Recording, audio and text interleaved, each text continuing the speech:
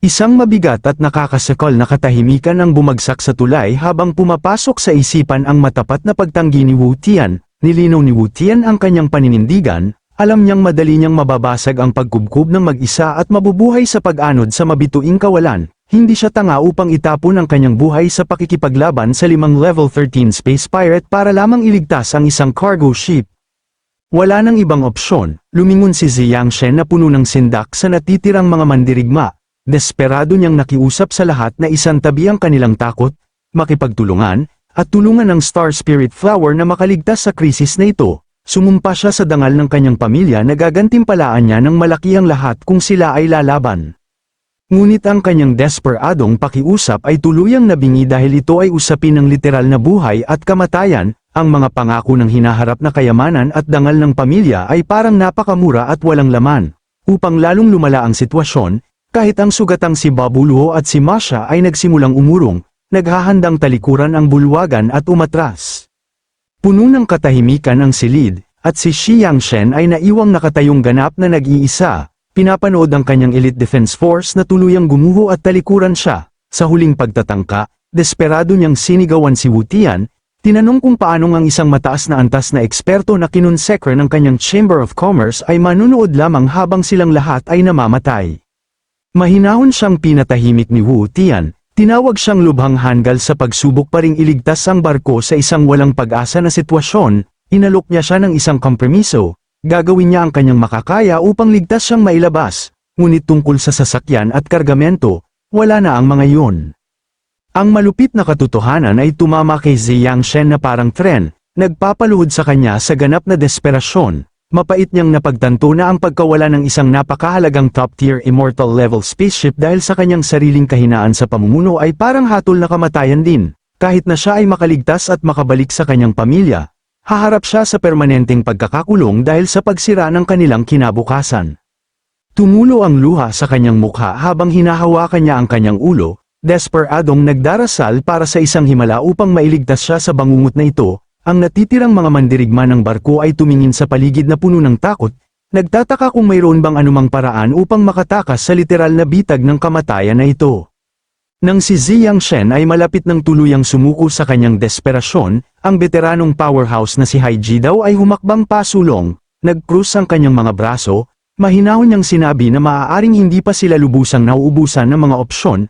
Kung iba ang nagsabi ng gayong kabalbalan, pagtatawanan siya ng mga tripulante, ngunit dahil ito ay nagmula sa isang maalamat na level 13 eksperto tulad ni Hai Ji daw, ang lahat ay agad na nagyelo sa matinding pagkabigla. Ang mga mata ni Ziyang Shen ay agad na nagningges ng malaking apoy ng pag-asa, at sabik niyang tinanong ang matandang master para sa kanyang solusyon. Samantala, ang isang lubhang may pag-aalinlangan na si Wu Tian ay nanood, ganap na nalilito kung ano ang maaaring plano ng mas matandang mandirigma. Kahit ang sugatang si Babulu at ang kanyang anak na si Masha ay tumigil sa kanilang pag-urong, lumingon na may natigil ang mga ekspresyon habang sinusubukang ay proseso ang biglaang pagbabagong ito.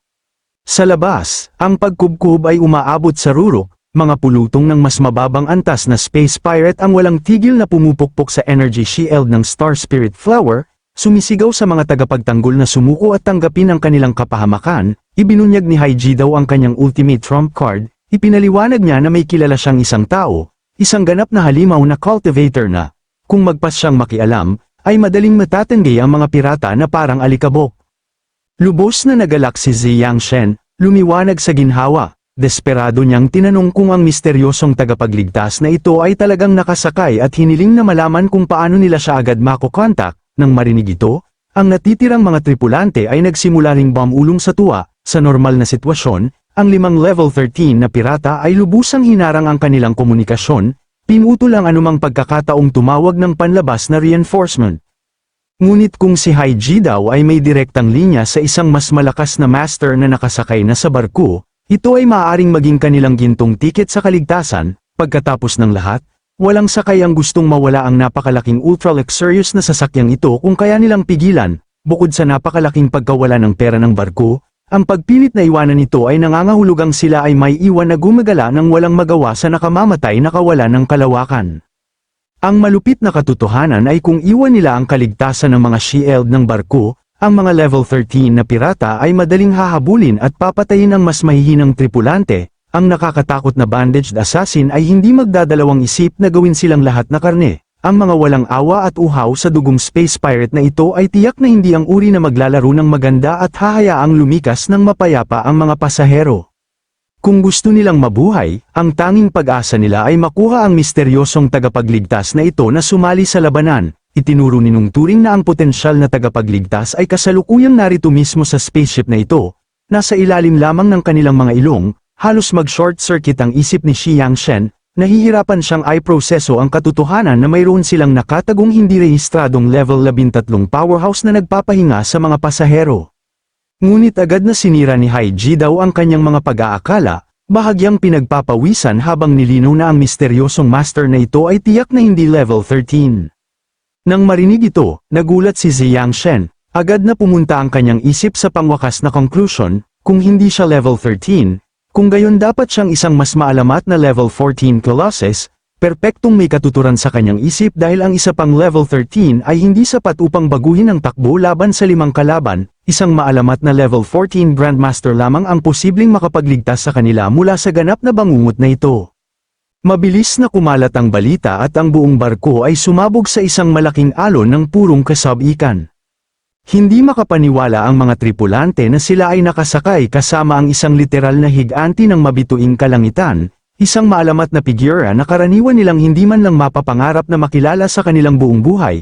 Ang kasab-ikan ay lubhang nakakahawa, kahit na ang mga veteranong mandirigma tulad ni Wu Tian at Babuluo ay natagpo ang ganap na naibalik ang kanilang pag-asa, sabik na inaabangan ang dramatikong pagpasok ng Grandmaster upang iligtas ang araw. Nakikitang tuluyan nang nawala ng kontrol ang karamihan, umubo ng awkwardly si Haiji daw at mabilis na pinutol ang kanilang pagdiriwang, nilinaw na ang taong ito ay hindi rin level 14, ang biglaang deklarasyon na ito ay tuluyang sum-ira sa kasab-ikan ng lahat, nagtinginan ang mga mandirigma nang may pagkalito, lubusang naguguluhan kung ano ang tunay na nangyayari, kung hindi siya level 13 o 14, ano kaya siya? Walang ekspresyon, ibinagsak ni Haiji daw ang ultimate anti-climax. Ang kanilang kataas-taasang tagapagligtas ay talagang level 12 lamang, ang buong silid ay agad na napunta sa ganap na pagtanggi, sumisigaw na ang matanda ay dapat na nagbibiro ng masama. Dahil sa sobrang hindi paniniwala ng karamihan, mabilis na pinanindigan ni Haiji daw ang kanyang sinabi, matatag niyang ipinahayag na kahit ang taong ito ay level 12 lamang, ang kanyang aktwal na lakas panlaban ay nakakatakot na malakas. Madaling 100 beses na mas malaki kaysa sa kanyang sarili. Ang makarinig ng isang veteranong level 13 eksperto na gumawa ng gayong nakakabigla na pahayag ay nag-iwan kay Xi Yangshen na tuluyang natulala, isang mabigat na katahimikan ang bumagsak sa natitirang mga veteranong mandirigma, pinagpawisan si Wu Tian habang sina Babuluo at Ma Xia ay nakatayong nagyelo, ganap na hindi maunawaan kung paano ang isang level 12 lamang ay nagtataglay ng ganoong uri ng kapangyarihang sumisira sa sansinukob. Samantala, malayo sa kaguluhan ng barko, lumipat ang eksena sa kailaliman ng baluktot at magulong kaparangan ng Darkside Universe.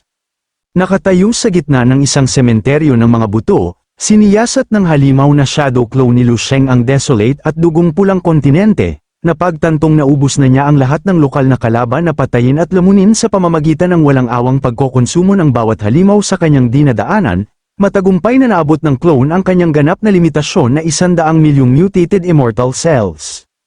Namangha rin si Lu Sheng sa kung gaano kabilis ang pagtaas ng kapangyarihan ng nakakatakot na avatar na ito. Pagnilay-nilay niya ang brutal na mekanika ng madilim na dimensyong ito, hindi tulad ng kanilang sariling sansinukob, ang mga halimaw na ito ay nakakaranas ng walang bottleneck limit para sa kanilang ebolusyon, hanggat patuloy silang sumisipsip ng hilaw na enerhiya. Ang kanilang kapangyarihan ay lumalaki ng husto. Hindi maiwasan ni Lu Sheng na makaramdam ng pagmamalaki sa kanyang sariling pangunguna. Ang clone na basta niyang itinanim bilang isang maliit na eksperimento ay lumalago ng higit sa kanyang pinakamabangis na inaasahan, napagtanto niya na kung magpapatuloy ang baliw na takbo na ito, ang halimaw na avatar na ito ay kalaunang lalago bilang isang matayog na kalasag na may kakayahang protektahan ang kanyang pangunahing katawan mula sa anumang kosmikong banta, na magsisilbing kanyang pinakadakilang nakatagong trump card. Biglang, isang matalim na beep ang humilas sa kanya mula sa kanyang mga iniisip, naramdaman ang espiritual na signal, na pagtanto ng clone na si Haiji daw ay tumatawag sa kanya, nagtataka kung sa wakas ay nakarating na ba sila sa kanilang destinasyon.